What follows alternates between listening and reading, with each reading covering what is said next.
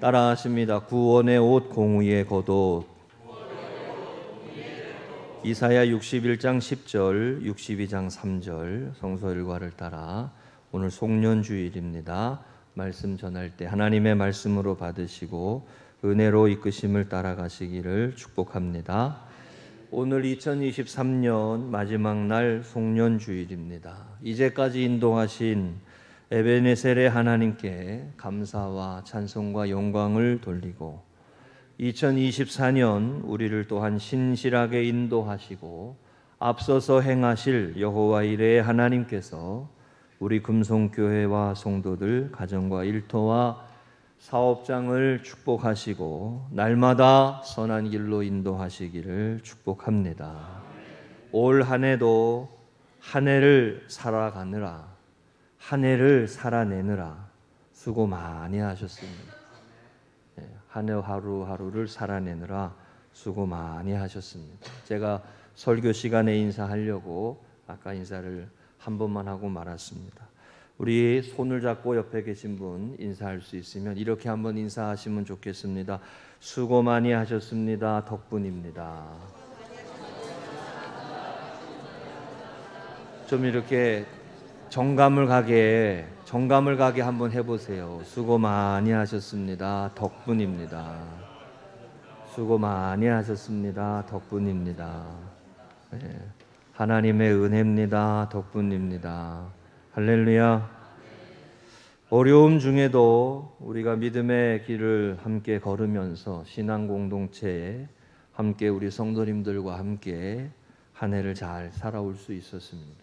저는 말씀을 준비하고 또 예배를 인도하고 또 이 자리에 서면서 또 한 해를 우리 성도님들께서 또 들어주시고 은혜로 받으시고 그런 모습이 있고 함께 예배하고 그래서 우리 신앙 공동체가 있는 것이 참 중요한 것입니다. 송년주일을 지나며 하나님 앞에 감사한 마음을 고백하고 여기까지 인도하신 하나님의 은혜 감사합니다 고백하고 또 한 해를 뒤돌아보는 송년주일로 지키시기를 바랍니다. 요한 1서 4장 10절입니다. 어느 때나 하나님을 본 사람이 없으되 만일 우리가 서로 사랑하면 하나님이 우리 안에 거하시고 그의 사랑이 우리 안에 온전히 이루어지느니라. 아멘. 아주 중요한 말씀입니다. 우리에게 나타나신 하나님의 사랑으로 우리 성탄주의를 지키면서 성탄은 경험하는 은혜다라는 말씀 드렸죠. 하나님이 우리를 이렇게 사랑하시는구나. 하나님이 세상을 이처럼 사랑하사 독생자를 주셨으니 예수 그리스도가 우리 가운데 오셨음이 하나님이 우리를 사랑하시는 역사를 보여주시는 증거거든요. 그것처럼 예수님을 보내신 하나님처럼 예수님 안에 거하여 보여진 하나님의 사랑처럼 우리도 아무도 하나님을 본 사람이 없으되 우리가 서로 사랑하면 그 사랑으로 서로 사랑하면 하나님이 우리 안에 거하시고 그 사랑이 우리 안에 온전히 이루어진다는 것입니다. 그러니까 사랑의 역사에 하나님을 경험하는 은혜가 있다는 거예요. 할렐루야. 이게 참 중요한 말씀이에요. 어느 누구도 하나님을 본 사람이 없으되 사랑하는 역사 속에 하나님이 세상을 이처럼 사랑하사 사랑하는 역사 속에 하나님이 어떠한 분이신지를 알게 된다는 거죠. 이게 영적인 지식이에요. 하나님을 아는 지식이에요. 여러분, 특별히 그 하나님의 사랑은 우리 가운데 오신 예수 그리스도 그 주님에 통하여서 보여주신 사랑은 사랑할 수 없는 대상을 사랑하시는 사랑입니다. 죄인을 사랑하시는 사랑이에요. 그래서 Amazing Grace라고 하는 겁니다. 아가페 사랑이라고 하는 것입니다. 사랑할 수 없는 대상, 그것을 다른 말로 사랑하는 것을 다른 말로 뭐라고 하냐면 경계를 허무는 사랑이다 이런 말합니다. 선을 넘는 사랑. 그러니까 우리는 선을 이렇게 그어놓고 이곳은 내 영역이고 이곳은 너의 영역인데 내 영역에 들어오지 마. 그럼 너 안전해. 이게 우리가 세상 사는 방식 중에 하나인데, 하나님의 사랑은 넘어가서 다가오지 마 이게 아니라 넘어가서 그 사람을 사랑하고 찾아가는 사랑이라는 거예요. 이걸 다리를 건너가는 사랑이다라고도 말합니다. 선을 넘어가는 사랑. 우리가 그런 말 흔히 하잖아요. 선 넘었다 뭐 이런 말 하잖아요. 근데 하나님이 세상을 사랑하사 이 표현 속에 죄인을 찾아오시는 하나님, 심판받아 마땅한 사람을 찾아오시는 하나님, 그 사랑은 선을 넘는 사랑이라는 뜻입니다. 지난 주간 생명의 삶에 천정호 판사님이라는 분의 예수 이야기라는 내용의 글이 있었습니다. 이 천정호 판사님의 이야기를 몇 번 제가 소개한 적이 있습니다. 소년 범들을 가르치고 권면하는 아주 판사 중에도 크리스찬으로 아주 본이 되는 귀한 분인데, 이분이 책을 몇 권 썼는데 예수 이야기라고 하는 책을 썼어요. 제가 온라인으로 구입을 해서 잠깐 봤습니다. 이 부제가 정의롭고 선한 삶을 고민하는 이들에게라는 부제가 있어요. 제가 청년들에게 꼭 읽혀봐야 되겠다 이런 마음이 들 정도로 신학자들이 쓴 예수님에 대한 이야기가 아니라 평신도와 또 평신도들이 쓴 책은요, 이 달라요. 뭐가 다르냐면 자신의 인생에서 만난 하나님, 자신의 인생에서 만난 예수님을 기억하면서 쓰는 내용이고, 그 내용이기 때문에 신학적인 언어나 단어가 있어서 어렵지 않고 우리에게 다가오기가 더 쉬워요. 이분이 경계를 허무는 사랑 이런 내용의 글에서 이런 말을 했는 걸 저 부분만 제가 인용을 할게요. 예수님은 이 경계를 허물고 모든 사람을 위한 사랑을 베푸셨습니다. 특별히 세리나 창녀 같은 죄인에게 더 큰 사랑을 주셨습니다. 그분을 따르는 우리는 가족이나 이웃이라는 경계를 넘어 폭넓은 선의를 베풀어야 합니다. 하나님의 나라를 사는 우리에게 이웃의 경계는 땅 끝까지입니다. 이게 목회자가 쓴 글이 아니에요. 일반 성도가 쓴 글이에요. 하나님의 은혜를 깨닫고 성경을 통해서 말씀을 깨닫고 하나님이 어떤 분이신지를 깨닫고, 제가 이 부분이 확 마음에 와닿았어요. 우리에게 이웃의 경계는 땅 끝까지입니다. 선이 없다는 거예요. 한번 따라하십니다. 땅 끝까지입니다. 너는 누구는 사랑받을 만한 사람이고 너는 사랑받지 않을 만한 사람이다라고 구분하지 않는다는 거죠. 누구나 사랑하시는 하나님의 은혜라는 겁니다. 누구나 사랑하는 하나님의 은혜를 닮아서 우리도 누구나 사랑하는 하나님의 자녀로 하나님 나라를 확장시켜 가야 할 줄로 믿습니다. 오늘 이사야서 61장의 말씀은 구원의 아름다운 소식을 선포하는 내용입니다. 이른바 이 말씀은 이런 내용이에요. 선 밖에 있는 자들을, 죄인일 수밖에 없는 자들을, 하나님의 구원받은 자녀의 기회를 잃어버리고 하나님 앞에 심판받아서 바벨론 포로로 끌려가서 그저 너무나 어렵고 힘겨운 모습에 있는 그들을 향해서 구원의 옷을 입혀주겠다고, 공의의 겉옷을 입히시겠다고 그러시면서 이 말씀이 뭐라 그래서 신랑이 사모를 쓴 것 같이, 신부가 단장한 것 같이. 여러분, 결혼식 할 때 신랑 신부가 이뻐요, 안 이뻐요? 한 사람의 인생에서 가장 아름다운 때가 신랑 신부의 때 아니에요? 그 꽃다운 나이에 귀한 나이 때, 그때처럼 하나님께서 우리를 구원의 옷을 입히시고 공의의 겉옷을 입혀주신다. 하나님의 구원의 은혜를 말씀하시는 것이에요.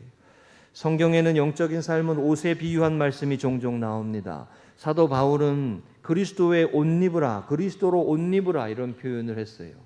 이 옷 입으라고 하는 이 비유가 상당히 우리에게 주는 교훈이 깊어요.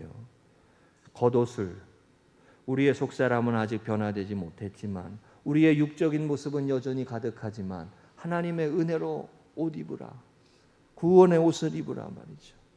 그리고 요한계시록에는 두루마기를 빠는 자라고 표현했습니다. 22장 14절, 자기 두루마기를 빠는 자들은 복이 있나니 이는 그들이 생명나무에 나아가며 문들을 통하여 성에 들어갈 권세를 받으려 함이로다.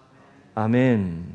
여기 자기 두루마기를 빠는 자들, 두루마기는 겉옷을 말하는 거예요. 더러워진 옷, 추해진 옷, 세상을 살면서 흰옷이 거룩한 신부로 흰옷으로 살지 못하고 때묻고 더럽고 추하여진 옷을 빠는 자가 복이 있다 그랬어요.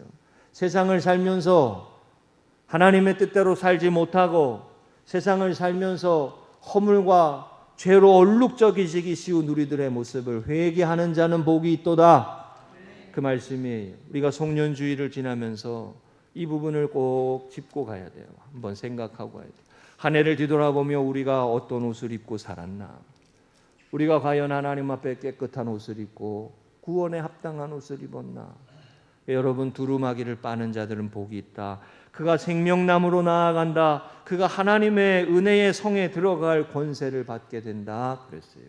두루마기를 빠는 자로 올 한우를 잘 보내고 하나님 앞에 회개하고 하나님이 입혀주시는 은혜의 삶으로 나아가시기를 축복합니다. 찬송가 259장 4절에도 똑같은 말이죠. 모든 죄에 더러워진 예복을 주 앞에 지금 다 벗어서 샘물같이 솟아나는 보혈로 눈보다 더 희게 씻으라. 여러분, 누구나 다 하나님 앞에 허물이 있을 수밖에 없는 인생이에요. 누구나 나는 어떤 옷을 입고 살았나 뒤돌아보면 부족할 수밖에 없는 사람들입니다. 두루마기를 빠는 자, 그렇게 구원에 합당한 옷을 입고 은혜의 걸음으로 새해에 하나님 나라의 일꾼으로 힘있게 시작하실 수 있기를 주의 이름으로 축복합니다. 오늘 말씀으로 세 가지 말씀 나눕니다. 첫 번째 따라하십니다. 구원의 옷, 공의의 겉옷. 한 번 더요. 복음은 은혜의 옷입니다. 여기 말씀의 10절에 구원의 옷, 공의의 겉옷을 입혀주시겠다라고 하시는 이 말씀이 어원적으로 보면 구원의 옷은 속옷을 말해요. 속옷. 그리고 공의의 겉옷은 겉에, 겉옷이란 표현처럼 겉에 받쳐 입는, 위에 입는 옷을 말합니다.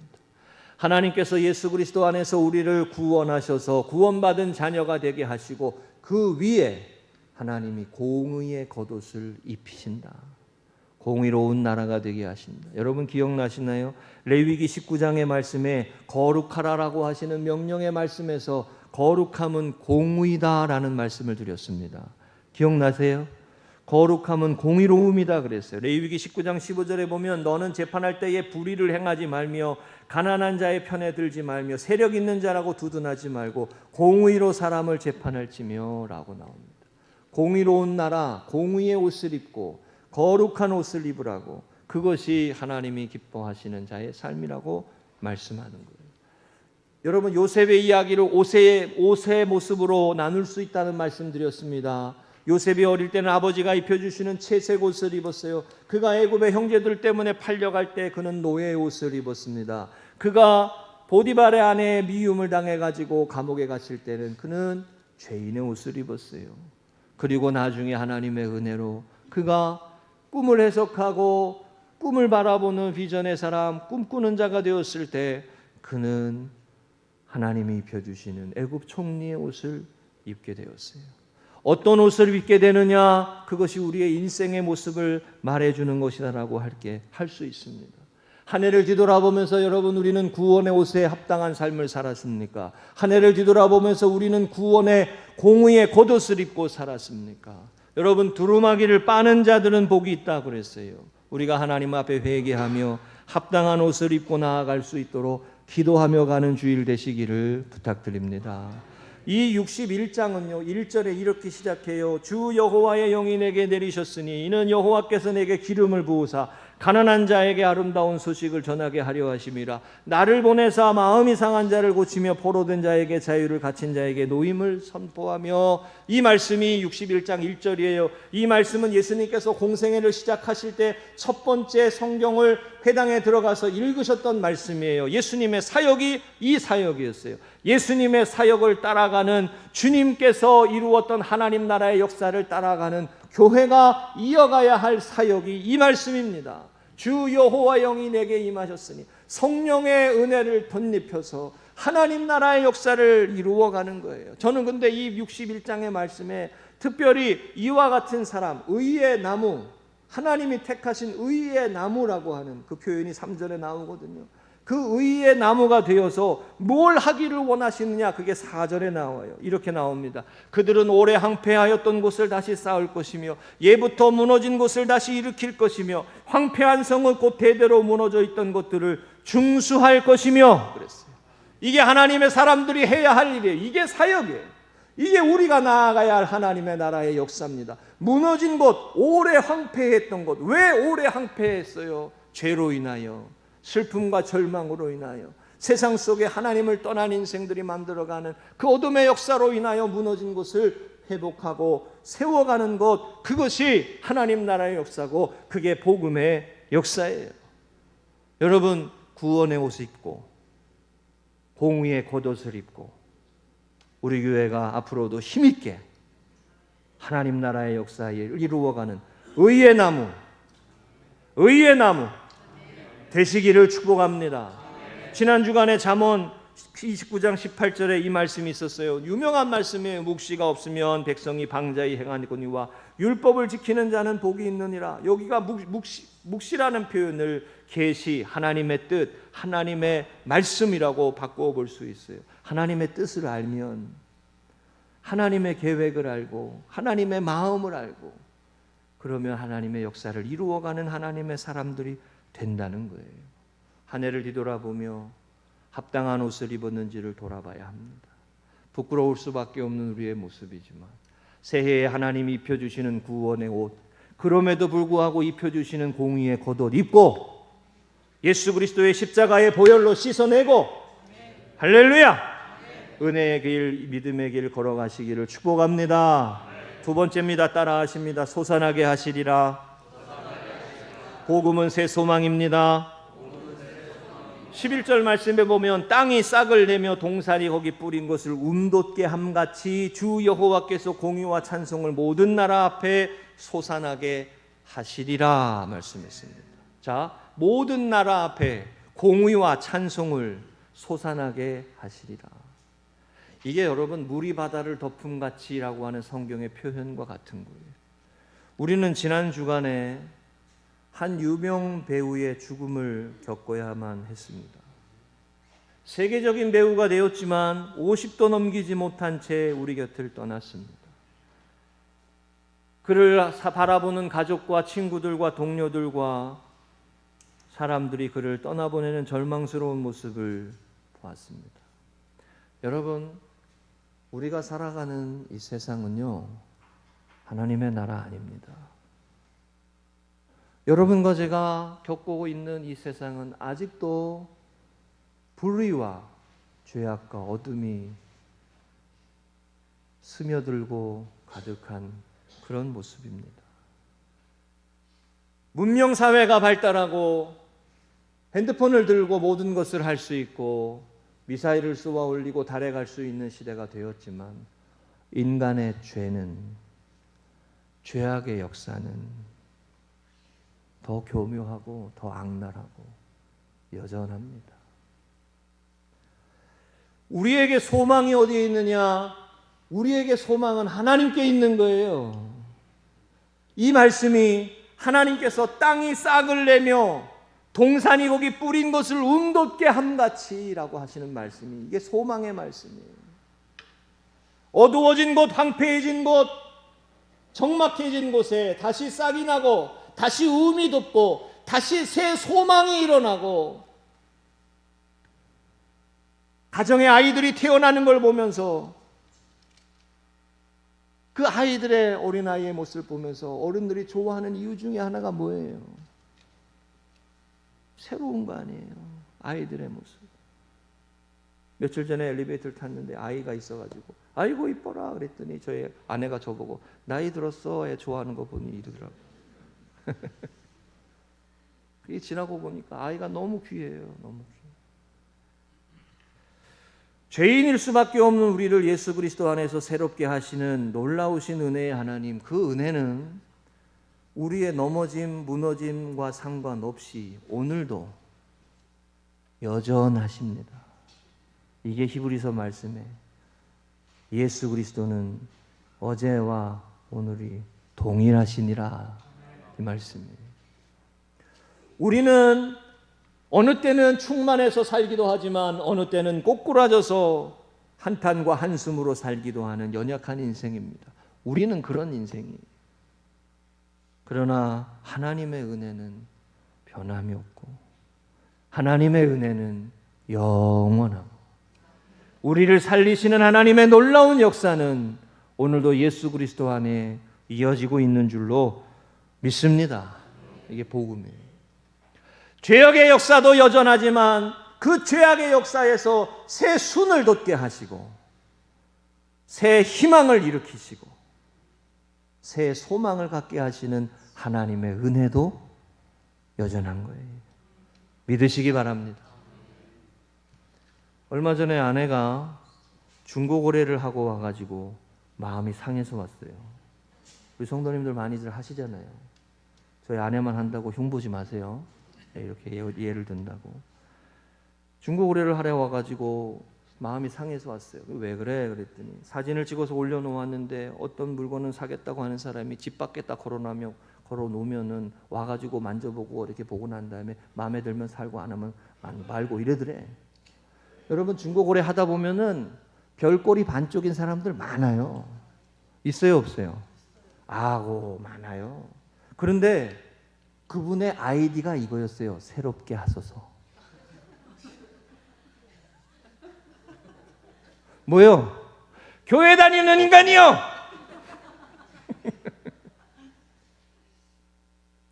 그 아이디라도 바꿨으면 좋겠다 이런 말 하더라고요. 교회 다니는 사람이라도 똑같아요. 은혜가 있어야 돼요. 성령에 붙들려야 돼요. 할렐루야. 보세요, 여러분과 저는 이 시대의 남은 자입니다. 이스라엘 백성들이 하나님 앞에 포로로 끌려가고 남겨진 세상으로 간 사람들, 흩어진 사람들 말고 남겨진 사람들, 그 남은 자를 말씀하시는 것처럼 오늘 이 시대에 저와 여러분은 여전히 남겨진 사람들이에요. 믿음으로 살도록 부르심을 받아 남겨진 사람들이에요. 이 남겨진 사람들에게 사명이 있는 거예요. 사명이. 믿음의 사람들은요, 걸림돌 아니면 디딤돌이 되는 거예요. 디딤돌이 되면 좋겠지만 어느 순간에는 걸림돌이 되기도 하는 거예요. 그게 우리의 필연적인 연약한 모습인 거예요. 만약에 우리가 하나님 앞에 영광을 돌리고 은혜의 모습으로 힘써 살아갈 수 있으면 빛과 소금의 역할을 다 할 것이고, 그러지 못하면 밟히고 조롱받는 자가 될 수밖에 없는 겁니다. 그러니까 깨어 있어야 돼요. 그러니까 늘 경각심을 가져야 돼요. 그러니까 늘 하나님 앞에 가까이 가야 돼요. 그러니까 늘 은혜를 사모해야 돼요. 늘 하나님 내 마음을 새롭게 하옵소서. 아이디만 새롭게 하소서 하지 말고 마음을 새롭게 하소서. 은혜에 합당한 옷을 입어야 합니다. 거룩한 옷을 입어야 되는 거예요. 그러니까 I need you more and more yesterday, 그 찬양처럼 똑같은 거예요. 나는 오늘도 여전히 하나님의 은혜가 필요합니다. 2024년에는 하나님의 은혜가 필요 없을까요? 날마다 필요합니다. 날마다. 여기 말씀의 11절에 땅을 싹을 내며 동산에 거기 뿌린 것을 움돋게 함같이 하나님께서 죽어있는 것 같은, 영적으로 메말라버린 것 같은 마른 뼈와 같이 되어버린 내 심령과 우리를 움돋게 하고 새싹을 일으키신다는 거예요. 은혜요, 이게 은혜요. 이게 은혜요. 이게 축복이요. 영적으로 메말라 있는 모습들을 하나님이 이거를 새롭게 하신다는 거예요. 우리가 어제도 눈이 왔지만요, 눈이 와가지고 난 서울 와서 눈 안 치울 줄 알았어. 난 시골에서만 눈 치울 줄 알았어. 예. 어제도 눈 열심히 치웠어요. 우리 저기 권사님이 애쓰셨어요. 우리 송민 전사님이랑 같이. 그런데 한겨울을 우리가 지나고 있지만은 5월의 싱그러움이라는 게 있어요. 5월의 싱그러움. 제가 어제 일부러 찾아봤어요. 이맘때 보면 너무 좋을 것 같아가지고 새파랗고 파랗고, 예? 싱그럽잖아요. 어째 표정이 그려? 싱그럽잖아요. 싱그럽잖아요. 얼마나 좋아요. 5월이 계절의 여왕이라고 하는 이유가 있잖아요. 물론 겨울도 겨울 나름대로 아름답고 멋있지만 새싹이 돋고 우음이 돋는 거. 제가 맨 처음에 목회 나갔던 동문고교에서 이걸 알았어요. 아주 돋느라고 새싹이 올라오느라고 땅이 요동치는 게 느껴지더라고. 시골에 살아보니까. 그 이 싱그러움이 있는 거예요. 메말라버린 모습에서 겨울을 지나며 말라버린 나뭇가지에서 싹이 나온단 말이죠. 새 순이 돋게 하신다. 죄로 인해서, 어둠으로 인해서, 슬픔과 절망으로 인해서 주저앉아서 희망이 없다고 생각하는 이스라엘 백성들에게 내가 돋게 하겠다. 새싹을 돋게 하겠다. 이게 은혜죠. 여러분, 우리도 할 수 있다. 우리도 할 수 있다. 나도 할 수 있다. 우리 가정도 할 수 있다. 우리 교회도 할 수 있다. 더 좋은 교회가 될 수 있다. 더 좋은 그리스도인이 될 수 있다. 선포하며 가시기를 축복합니다. 내 능력이 아니라 하나님의 은혜로 새롭게 하시고 돋게 하시고 메마른 마른 뼈와 같은 사람들을 영적인 군대가 되게 하시는 은혜가 있다는 걸 기억해요. 할렐루야. 한번 따라하겠습니다. 우리도 할 수 있다. 우리 가정도 할 수 있다. 한번 또 따라하겠습니다. 가정예배 우리도 할 수 있다. 네? 가정예배 해보시라고. 가정예배 해보시라고. 거기 은혜가 있어요. 가정예배 은혜가 있어요. 제가 간증을 들어보면 그 새롭게 하소서인가요? 그 간증이 들어보면 그 가정예배의 은혜를 말하는 분들이 간혹 있었어요. 아주 귀해요. 어릴 때 부모님과 함께 드렸던 가정예배. 사랑하는 여러분, 소망이 되시는 하나님과 함께 부족하고 연약했던 모습에 대해서도 우리에게 공의의 겉옷 입혀주시고 구원의 옷을 입혀주시고 인도하시는 은혜로 새롭게 시작할 수 있는 우리 성도님들 되시기를 축복합니다. 세 번째입니다. 따라하십니다. 새 이름으로 일컬음이 될 것이며. 한 번 더요. 복음은 새 이름입니다. 62장 2절에 보면 이방 나라들이 내 공의를 뭇왕이 다 내 영광을 볼 것이며 너는 여호와의 입으로 정하실 새 이름으로 일컬음이 될 것이며 그랬습니다. 새로 이름으로 불려주신다는 거예요. 여러분, 이 직분이 사실 새 이름으로 불려주시는 거거든요. 권사요, 집사요, 속장님이요, 목회자요, 이게 새 이름 아니에요. 이전에는 아무것도 아니었지만 새 이름으로 불려주시는 거 아니에요. 우리 인생에서 하나님의 이 말씀은 새 이름으로 불려주신다는 이 말씀은 언제나 놀랍기만 해요.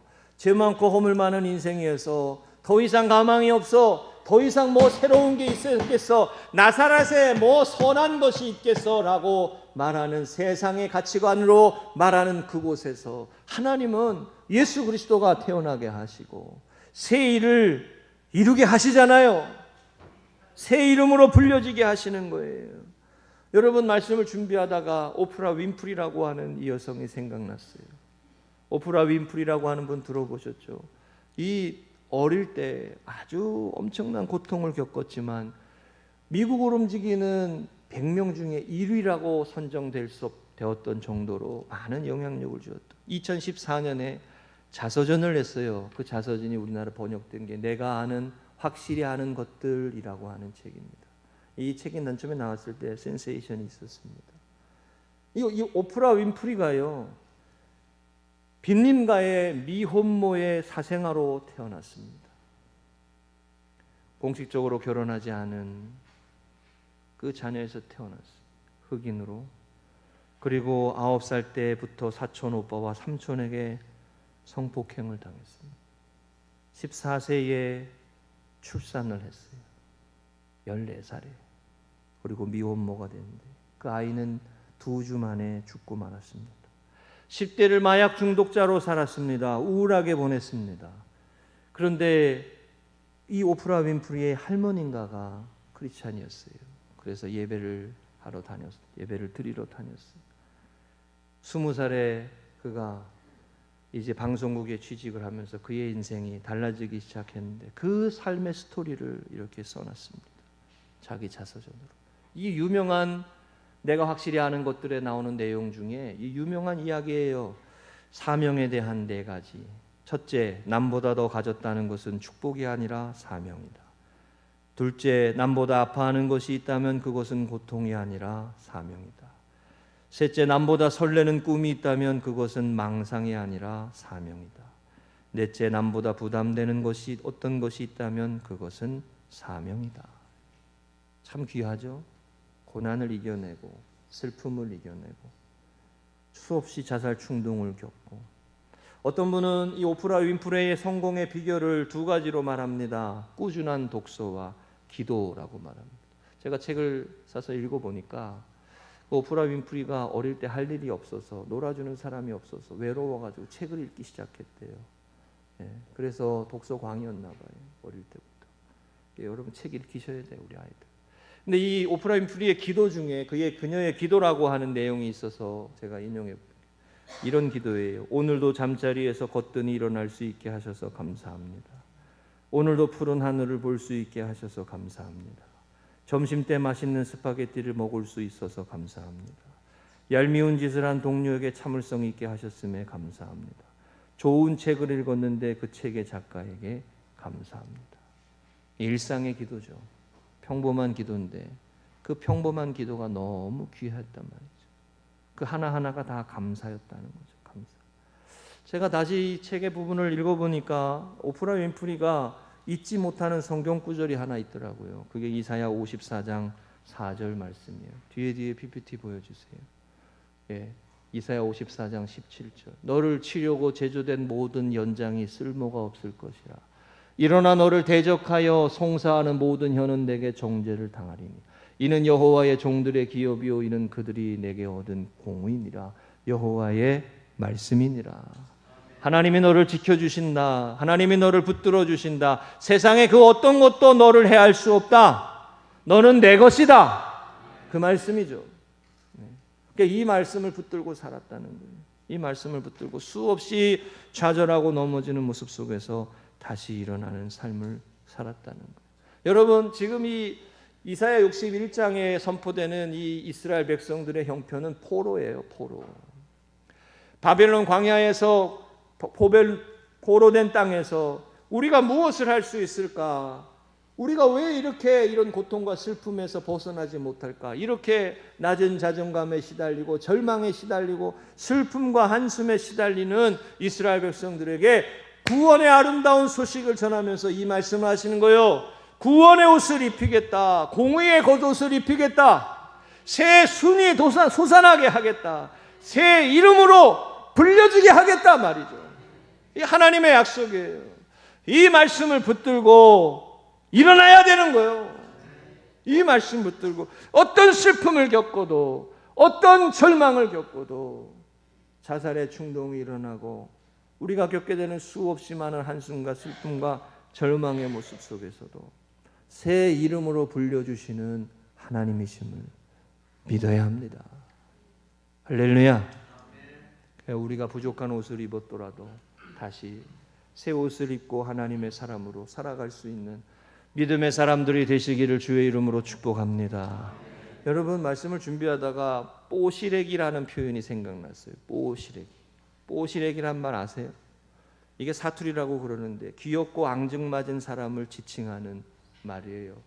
조금 낮춰서 하는 말이에요. 이 뽀시래기 같은 놈아, 뭐 이렇게. 이제 뽀시래기를 시절을 안 지낸 사람이 어디 있어? 여러분 거리에 나가 보세요. 초보 운전. 나도 내가 두려워요. 뭐 이렇게 써놨잖아요.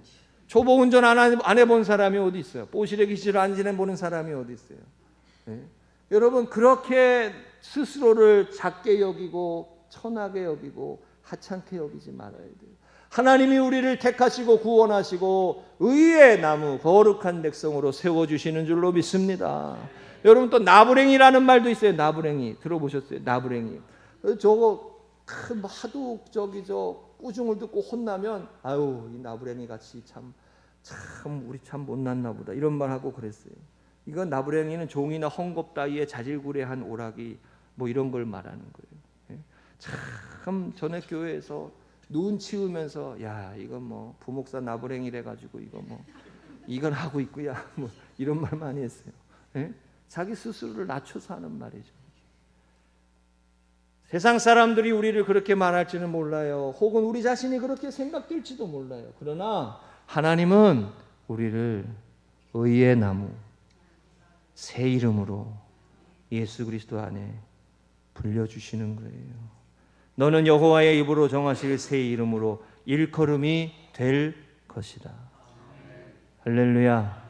여러분과 제가 새해에 하나님이 불려주시는 더 좋은 교회, 더 좋은 믿음의 가정, 하나님의 사람들 되어주실 줄로 믿고 하나님 앞에 올 한 해의 삶을 뒤돌아보며 회개하며 은혜의 걸음들 이어갈 수 있기를 주의 이름으로 간절히 축복합니다. 말씀 정리합니다. 복음의 삶은 옷 입는 것입니다. 하나님이 입혀주시는 옷을 입는 거예요. 내 스스로는 하나님 앞에 부족할 수밖에 없지만 하나님이 입혀주시는 옷이 있습니다. 예수 그리스도로 옷 입고 구원의 옷, 공의의 옷을 겉입고 신랑이 사모를 쓴 것처럼 신부가 보석으로 단장한 것처럼 아름다운 모습으로 하나님의 거룩한 백성으로 새 소망을 가지고 새 이름으로 불려주시는 은혜를 고백하며 2023년 한 해를 잘 마무리하시고 새해를 믿음으로 시작하며 출발하시기를 주의 이름으로 축복합니다.